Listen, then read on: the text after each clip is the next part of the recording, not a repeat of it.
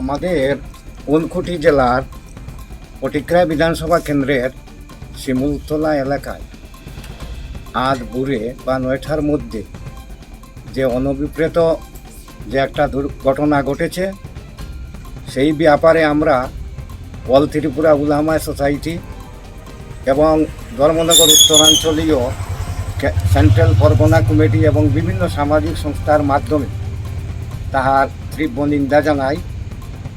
এবং যাতে আমরা দেখতে পাচ্ছি একটা সাদাকে কেন্দ্র করে একটা ঘটনা সংঘটিত হয়েছে, কিন্তু পরবর্তী সময় সেটা একটা মসজিদে গিয়ে প্রবেশ করা হলো, মসজিদকে জ্বালানো পোড়ানো হলো, কোরআন শরীফকে জ্বালানো হলো, মসজিদের আসবাবপত্র জ্বালানো হলো, চাঁদা নিয়ে সংঘর্ষ হলো, কিন্তু সেখানে গিয়ে মসজিদের উপর আক্রমণ হলো।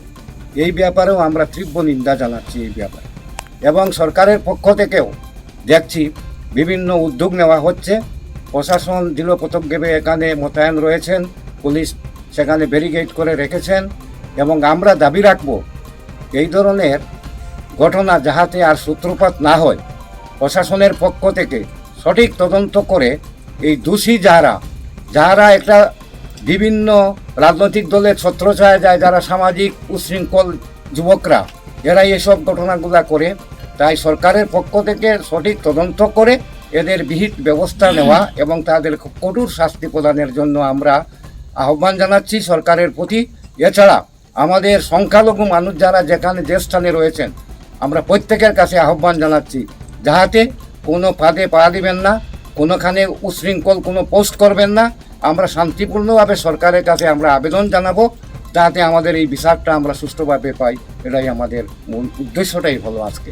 আমরা তো এখানে সামাজিক সংগঠনের পক্ষ থেকে রাজনীতিক ব্যাপারে আমরা বলতে পারছি না। আমরা মূল উদ্দেশ্যতে একটা শুনেছি, আমরা ছাদা নিয়ে একজন লোক, তার সঙ্গে সংঘর্ষ হয়ে জিনিসটা অতি সত্তর মসজিদে প্রবেশ করলো, এটার ব্যাপারে আমরা প্রতিবাদ করছি।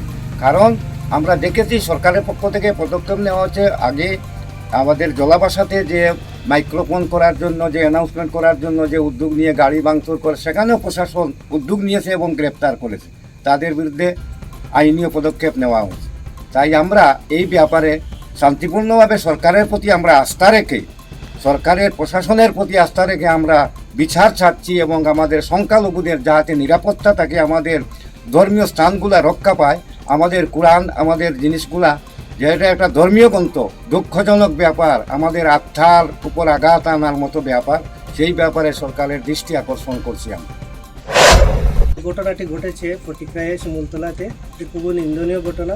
এরকম ঘটনা প্রায় সময় ঘটে এবং এইসব ঘটনার পিছনে যে বা যারা জড়িত থাকে তাদের উদ্দেশ্য থাকে সমাজে বিশৃঙ্খলা সৃষ্টি করা, সমাজে সাম্প্রদায়িক দাঙ্গা সৃষ্টি করা।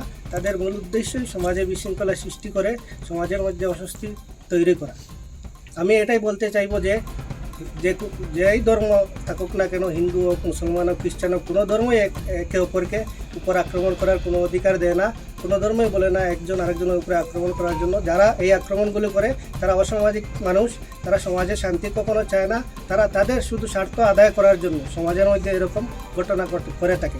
তাই আমি জনসাধারণকে বলবো যে আপনারা এইসব ফাঁদে পা দিবেন না এবং সরকারের কাছে দৃষ্টি আকর্ষণ করব যে উপযুক্তভাবে তদন্ত করে যারা প্রকৃত দোষী তাদেরকে গ্রেফতার করে সমাজে আইনের শাসন প্রতিষ্ঠা করুন এবং দেখে সরকারের উপরে ভরসা করে আইনের উপর মানুষ ভরসা রাখতে পারে, এই আবেদনটুকু করব।